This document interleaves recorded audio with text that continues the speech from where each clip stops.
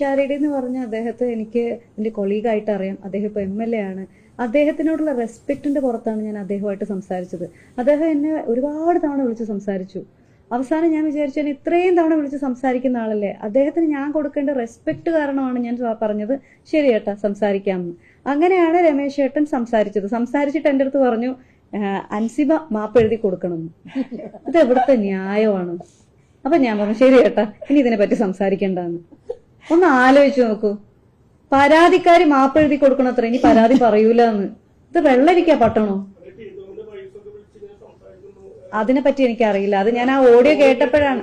പക്ഷെ ഒരു കാര്യം ആലോചിച്ച് നോക്കൂ, വളരെ പേഴ്സണൽ ആയിട്ട് സംസാരിക്കുന്ന ഒരു ഓഡിയോ ലീക്ക് ചെയ്യാന്ന് പറയുമ്പോൾ തന്നെ ഇന്ത്യയിലെ IT ആക്ട് പ്രകാരം അത് തെറ്റാണ്. മാത്രമല്ല പൊളിറ്റിക്കൽ അജണ്ടയാണ്.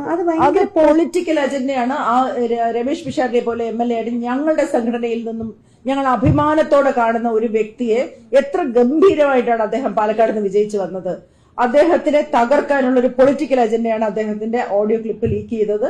അതിനകത്തെ മോശം പരാമർശങ്ങളെല്ലാം അവർ നടത്തിയെന്ന് മാറ്റിക്കൊണ്ട് അതിനകത്ത് ദുബായി കൊണ്ടുപോയ വ്യക്തിയുടെ പേര് മ്യൂട്ട് ചെയ്തുകൊണ്ട് ഇദ്ദേഹത്തിനെ മാത്രം അപമാനിക്കാനായിട്ട് നടത്തിയതാണ്. അതിനെ ഞങ്ങൾ അങ്ങേയറ്റം